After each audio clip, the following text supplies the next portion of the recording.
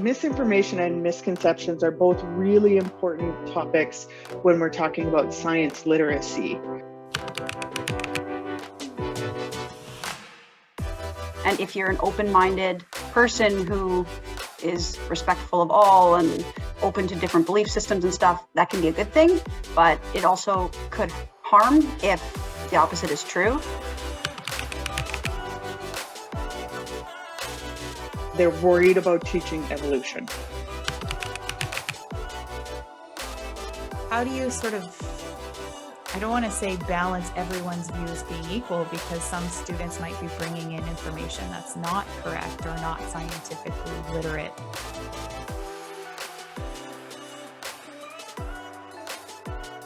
Welcome to the Research Connections podcast, Leaning In and Speaking Out. I'm Jackie Kirk, and I am one of the hosts of the podcast. Today, we're going to be talking about misinformation and misconceptions around scientific information. And we have some guests on the show with us today, and I'll let you introduce yourselves. Ellen, why don't we start with you? Sure. Thanks so much for having me today. I'm Ellen Watson. I'm an assistant professor in the Faculty of Education at Brandon University, and my area of expertise is science education.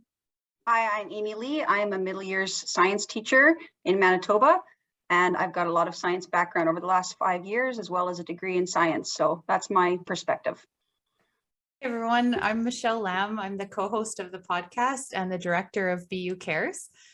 So, Ellen, maybe you would begin and just talk to us about the topic. And I think you probably brought the topic to us. Tell us a little bit about why it's interesting to you, and maybe just give us some parameters for what the discussion will be like.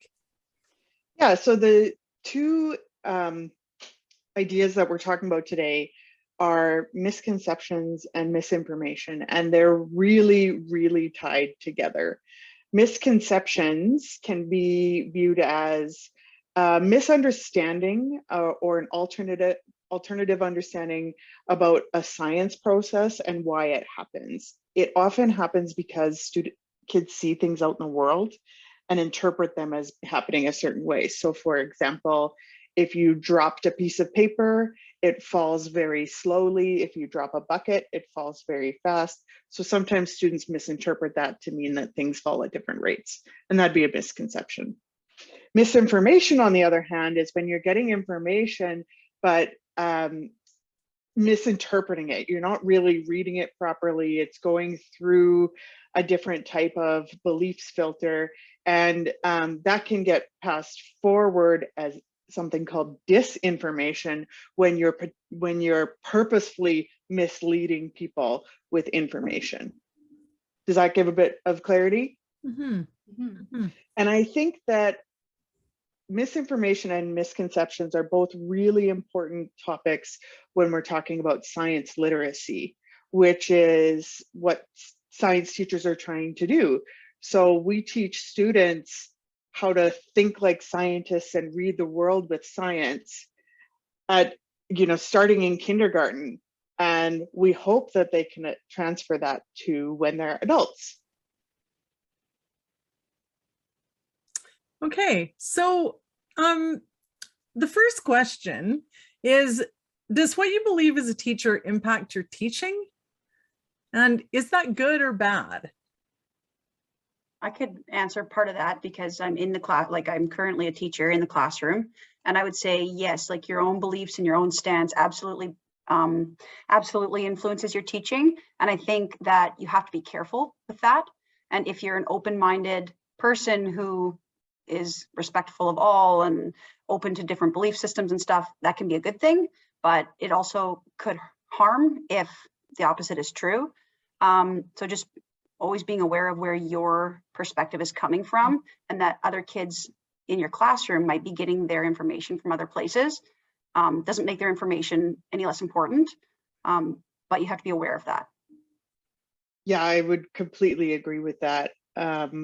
Teachers bring their own beliefs to a subject, they bring their own beliefs to how we teach things. And I think what's really interesting to me in teaching people who want to be science teachers is that there's often this misconception that science is totally biased and that everybody thinks the same way in science.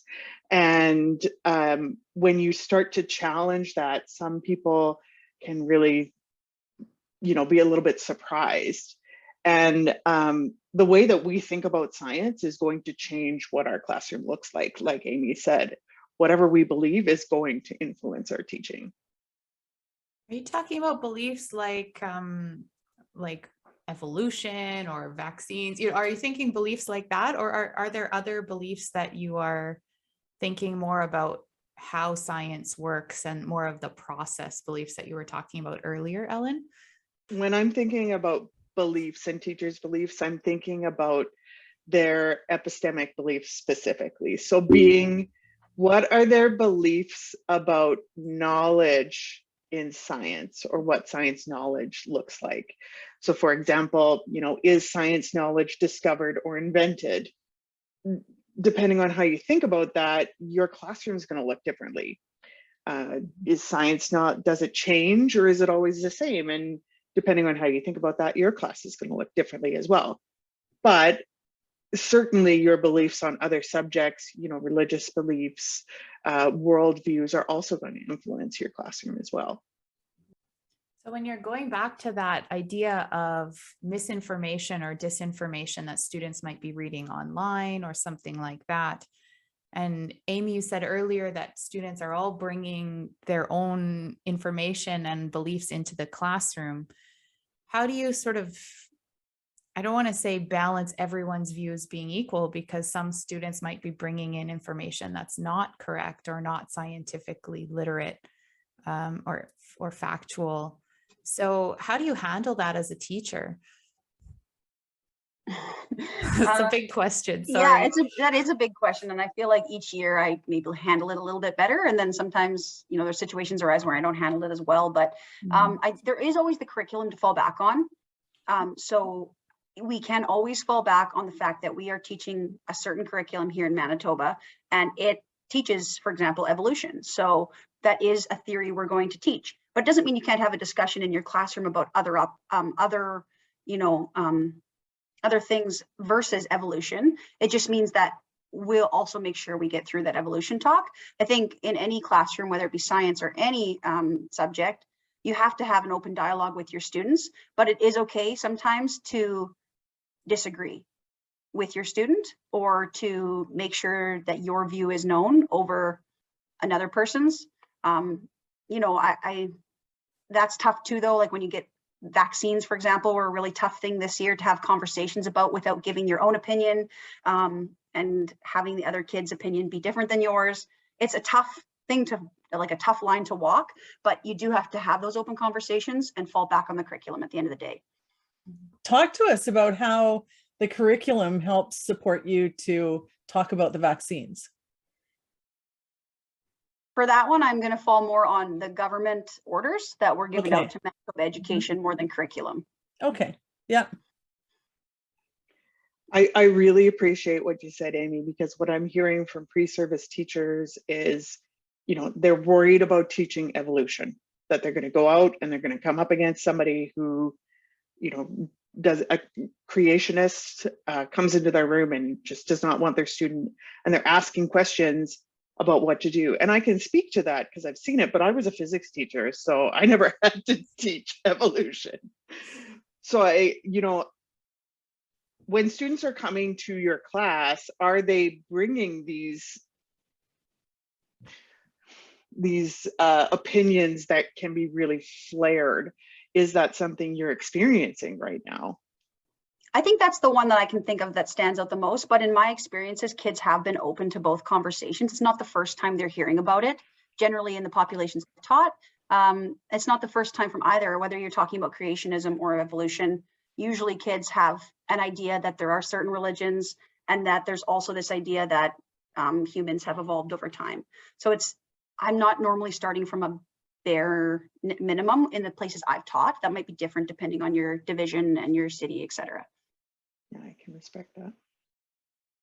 Do you have any thoughts, Ellen, on that kind of idea of students coming in with many different views and many different sources of information and wanting to both honor the information they're bringing and balancing that with the scientific beliefs that you hold?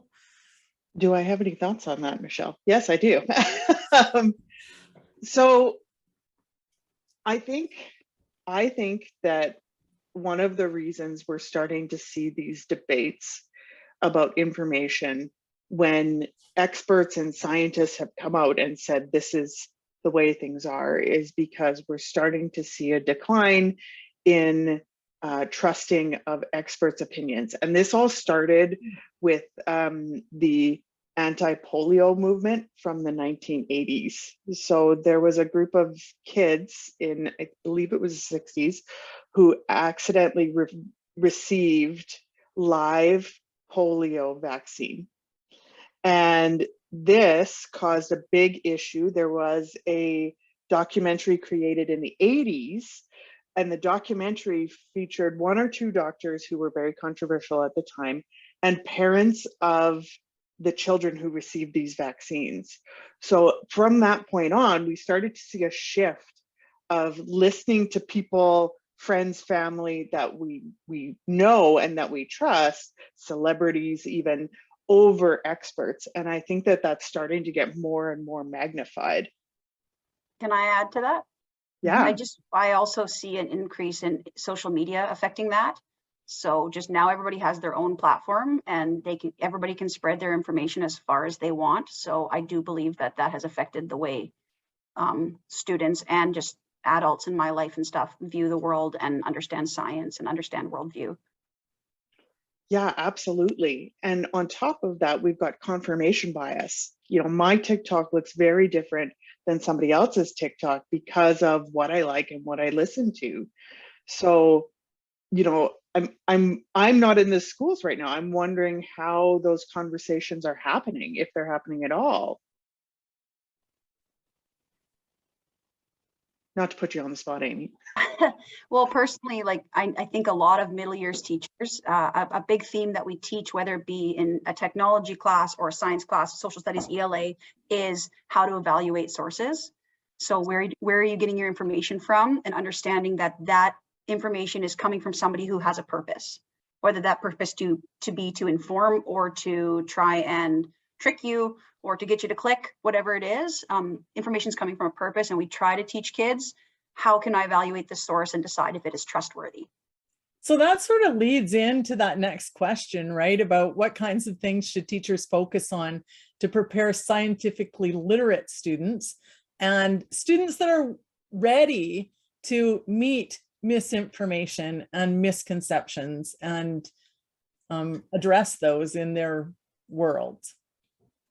How do teachers do that? Like, that's what you just said, I think, is one example, right? How else do you prepare them? Yeah, so I can give you a couple of examples I've used in my classroom. I found a great book from my mom, who's a librarian, called The Sad Little Fact. And you might have heard of it. It's a great picture book that's targeted towards older kids. And it's just tells a story of these little facts that are not actually facts, because because somebody's saying them doesn't make them facts. This is a terrible explanation, but essentially it's a really nice pictured narrative of what can happen when I say something's a fact, even though other people don't think it's a fact, and we have nothing to back that up. So it creates a lot of discussion. And then generally in lots of middle years classrooms, I've seen things like fact versus fiction, or like trustworthy versus untrustworthy, just providing a lot of different website examples, like the tree octopus website. That makes you think there's actually a species called the tree octopus. And the more information you get and the more research you do, you realize, oh, this is somebody just made this tree octopus up.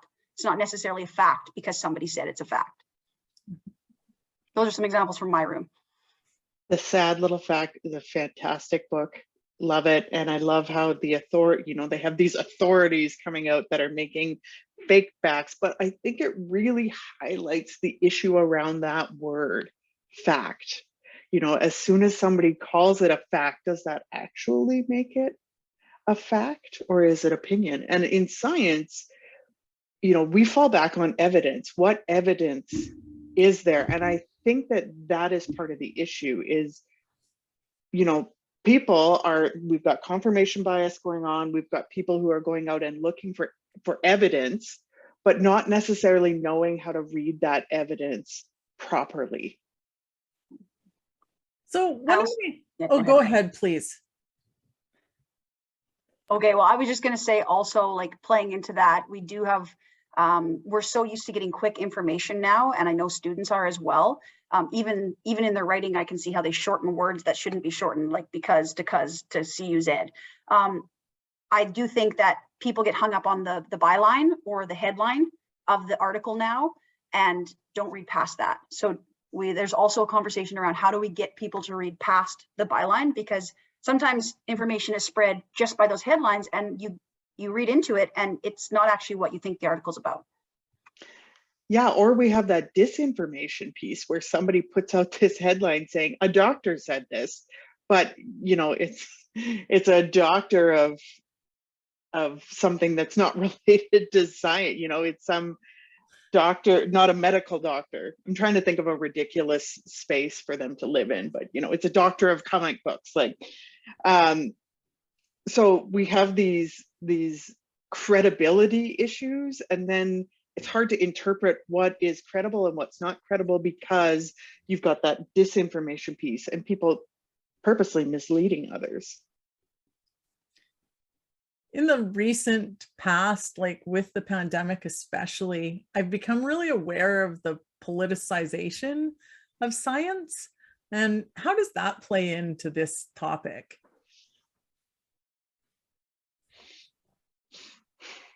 Because that changes the way that we think as well, right? Like I tend to listen to the people that I agree with or the people that influence me.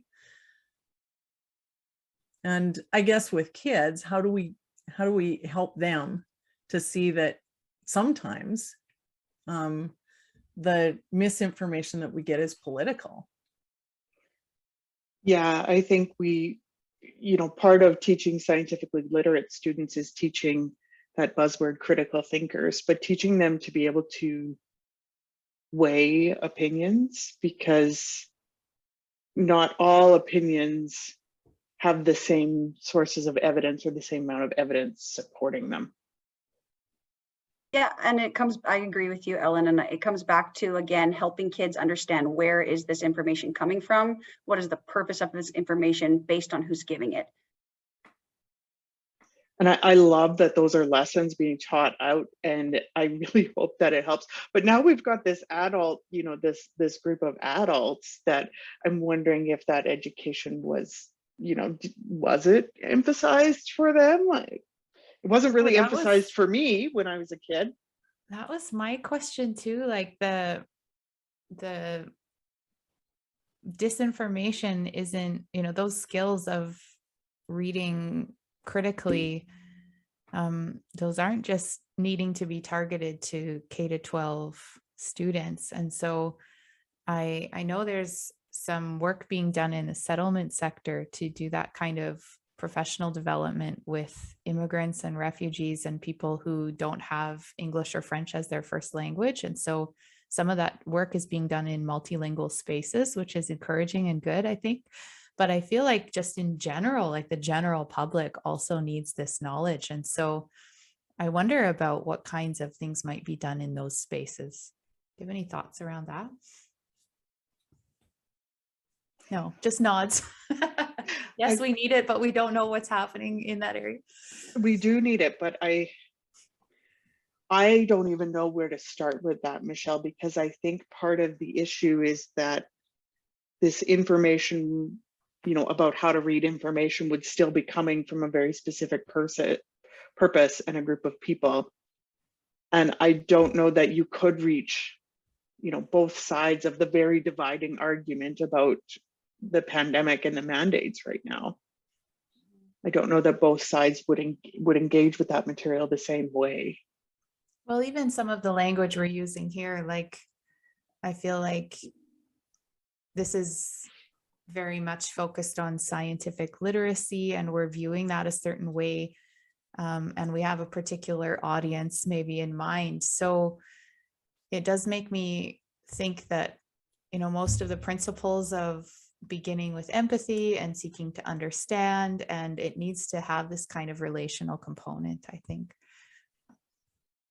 Yeah, absolutely. I see many people getting very frustrated with their friends or colleagues and what they're posting on their social media. And, I don't agree with you, and why would you post that?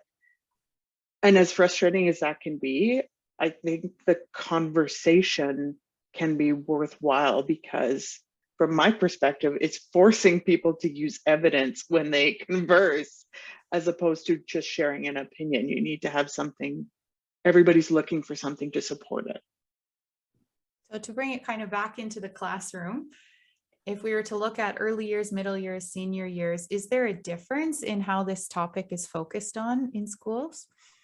I think like any subject or important piece, it has to be start fairly young.